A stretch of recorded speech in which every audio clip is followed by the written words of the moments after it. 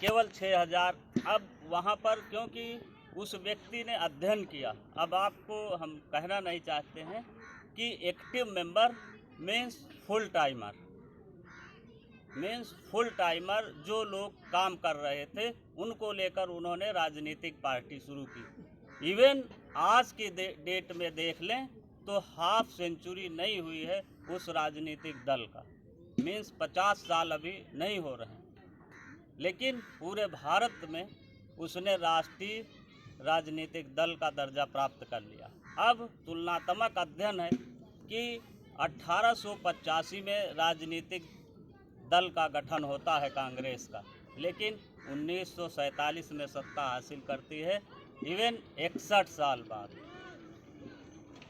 61 साल का संघर्ष है कांग्रेस का। आप देख लीजिए कि 1885 से 1947, फिर और आप देख लीजिए पीछे चले आइए 1925।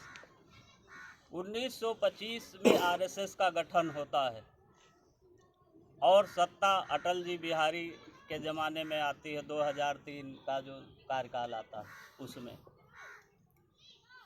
संघर्ष कितना लंबा है, लेकिन जो आपके महापुरुषों ने जिस व्यवस्था को लागू किया, जिन सिद्धांतों को प्रतिपादित किया, जो उद्देश्य लेकर आए, जो विचारधारा लेकर आए, उसमें उनको 50 साल नहीं लगे और सत्ता हासिल कर लिया। 4 बार उन्होंने मुख्यमंत्री बना लिया। इवन जब आप देखिए कि समाजवादी पार्टी का कब जो है होता है गठन, वो भी इतने बार वो सरकार बना लेते हैं इतने बड़े प्रांत में, नॉर्थ इंडिया में। तो ये हमको देखना है कि हम कैसी विचारधारा को लेकर चले, तो हम बदलाव ला सकते हैं समाज में। ऐसा हमको कार्य करना पड़ेगा। अब थोड़ा और हम समय लेंगे कि हाँ, ये भी आप देख लीजिए कि आयु कोई माने नहीं रखती, आयु और शिक्षा कोई माने नहीं रखती। क्यों कि आप देख लीजिए कि जंगलों आदिवासियों के मसीहा बिरसा मुंडा जी को आप देख लीजिए, 23 साल की आयु में 23 साल की आयु में उनकी डेथ होती है। भगत सिंह को भी आप देख लीजिए, 23 साल की आयु में उसको फांसी दी जाती है। लेकिन अब उस बात को खैर यहाँ तो खैर ज़्यादा वो नहीं है, यहाँ पर भी आपको देखना है कि भगत सिंह के साथ जितने लोग थे, भगत सिंह के साथ जितने लोग थे, सारे लोगों को अंग्रेजी सरकार ने कैद कर लिया था, पकड़ लिया था, लेकिन एक व्यक्ति नहीं पकड़ा गया। उसका आज जो हम नाम पढ़ रहे हैं, वही पहले हमने बात किया कि विचारधारा हम गलत पढ़ रहे हैं। उसका नाम पढ़ने में तो आप चंद्रशेखर आज़ाद पढ़ रहे हैं, लेकिन उन्नाव का रहने वाला, उसका नाम केशव चंद्र तिवारी था। ठीक है, तो ये आप देखिए कि यदि आप इतने लोग साथ में काम कर रहे हैं और सारे लोग पकड़ जाएं और एक व्यक्ति ना पकड़ा जाए, कहीं ना कहीं साजिश दिखती है ना। और वो व्यक्ति अपने आप गोली मारता है, यही हम पढ़ रहे हैं, यही हम पढ़ रहे हैं, लेकिन है सही कह रहे, लोचा है। तो इससे लगता है कि हम जो विचारधारा पढ़ रहे हैं वो साफ है कि हम हेडगेवार और मुखर्जी की विचारधारा पढ़ रहे हैं, ना कि अम्बेडकर और गाडगे या बुद्ध की विचारधारा पढ़ रहे हैं। यहाँ आपको ये भी देखना है कि भारत में 2 ऐसे संत हुए हैं जिनकी डेथ स्वयं नहीं हुई, संत तुकाराम और संत रविदास। संत रविदास जो उस समाज के लोग हैं, पढ़ देख लें कि संत रविदास की डेथ नहीं हुई, मर्डर हुआ। ठीक, और संत तुकाराम भी महाराष्ट्र से आकर के पंजाब में वो संत बने। तो उस समय संतई के उसमें भी आप देख लीजिए कि क्योंकि भारत में ये परंपरा है कि लोग भी कहते हैं कि भारत संतों, ऋषियों, गुरुओं, महापुरुषों का देश रहा है, लेकिन आप केवल इतना देख लें, पढ़ें आप ना, आप कुछ ना पढ़िए, केवल बाबा साहब के जो 20 वैलूम हैं उनको पढ़ लीजिए। वैलूम 8 में आप पढ़ेंगे, देखेंगे कि विश्वामित्र विश्वामित्र और गुरु वशिष्ठ के कितने युद्ध हुए और क्यों हुए। जब आप पढ़ेंगे तो देखेंगे कि क्यों हुए हैं। या फिर और आगे अभी आप बाद में पढ़ें, रामस्वरूप वर्मा को पढ़ें या ललई यादव को पढ़ें या जो और ऐसे लोग हैं। अभी आप अब फिर देखिए कि पन्ना दहाय को आप पढ़िए। पन्ना दहाय कौन है? पन्ना दहाय वही है धानुक दरकार दहला वाल्मीकि, जो आज फिर लास्ट में एक नाम आता भंगी।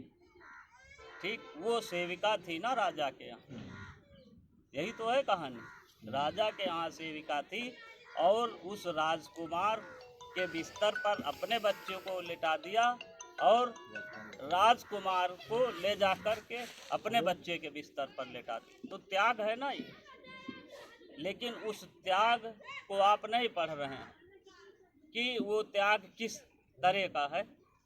बशर्ते ये है कि जब हम अपने महापुरुषों के विषय में पढ़ेंगे और वो क्या सिद्धांत लाए, उन ऋषियों ने क्या कहा, तो हो सकता है कि ये जो राष्ट्र निर्माण की प्रक्रिया, ये नहीं कि हम लोग इतने लोग बैठे हैं या कुछ गलत है, ये एक अच्छे राष्ट्र निर्माण की प्रक्रिया है और इसी तरह की बैठकों से ही अच्छे देश का निर्माण हो सकता है, अच्छे समाज। क्योंकि ये जो महापुरुष हैं, जो भी जितने भी आप महापुरुष को देखें कि जो ऐसे समाज से आए हैं, आप महर्षि सुपंच सुदर्शन को पढ़िए, उनको कह दिया महर्षि की पदवी दिया, महर्षि। क्योंकि संतों की उसमें भी तो है उसी तरह से नीचे से श्रेणी, पहले की बाबा हैं, साधु हैं, संत हैं, ठीक, महात्मा हैं, फिर ऋषि हैं, फिर महर्षि हैं, फिर ब्रह्मर्षि हैं, फिर देवर्षि हैं। तो अब आप देखिए कि विश्वामित्र और वशिष्ठ के क्यों इतने युद्ध हुए। क्यों कि विश्वामित्र ये चाहते थे कि उनको ब्रह्मर्षि की पदवी मिले पद के लिए, लेकिन उनको ब्रह्मर्षि की पदवी के लिए विश्वामित्र से कितने बार युद्ध हुए।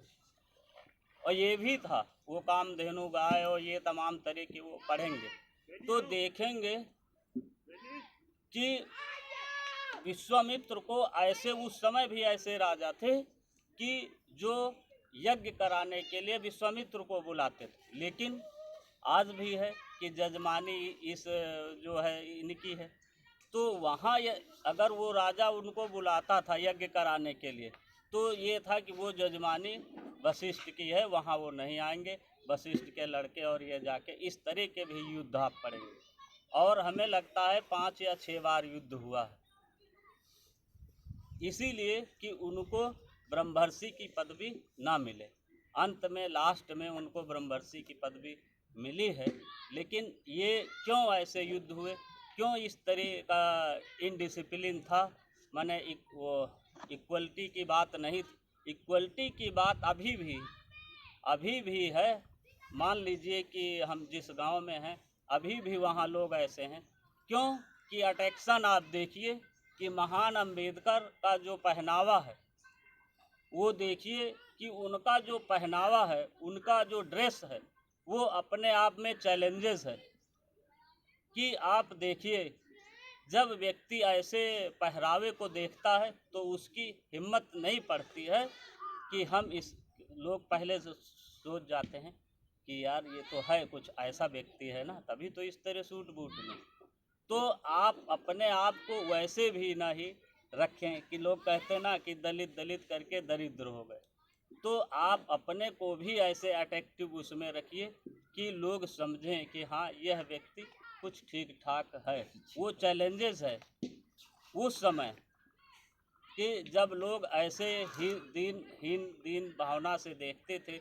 उस पीरियड में जब वो व्यक्ति अपने को ऐसे रखता था तो लोगों को एक आकर्षण लगता था कि हाँ हम भी जो है उस तरह से आएँ। क्यों इस बात को फिर मानवर कांसीराम ने बहुत जोर लगाकर कहा कि पे बैक टू सोसाइटी, जो समाज में वैसे लोग हैं वो जाएं वहाँ पर अपने समाज। क्यों कि यहाँ डिफरेंसेस है कि एक क्लास 1 अफसर अगर IAS हो गया और या IPS हो गया तो वो अपने रिश्तेदार, जो उनका रिश्तेदार खेत में काम करता है और उसने निमंत्रण दे दिया और बैठने के लिए कुर्सी का इंतजाम नहीं किया, तो दोबारा वो IAS IPS उस रिश्तेदार के यहाँ नहीं जाता है। इस बात को मानवर कांसीराम ने कहा कि नहीं, आप पे बैक टू सोसाइटी, जब आप अपने सोसाइटी में जाएंगे तो इम्प्रेशन आएगा, लोग जानेंगे ना कि ये मंत्री है, मिनिस्टर है, IAS है भाई, तो एक माहौल क्रिएट होता है।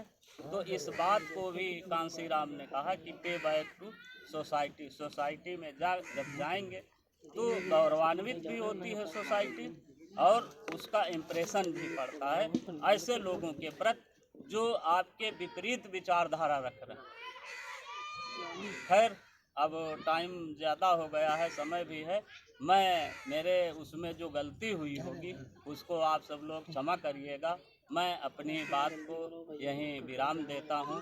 जय भीम, जय गाड़गे, नमस्कार।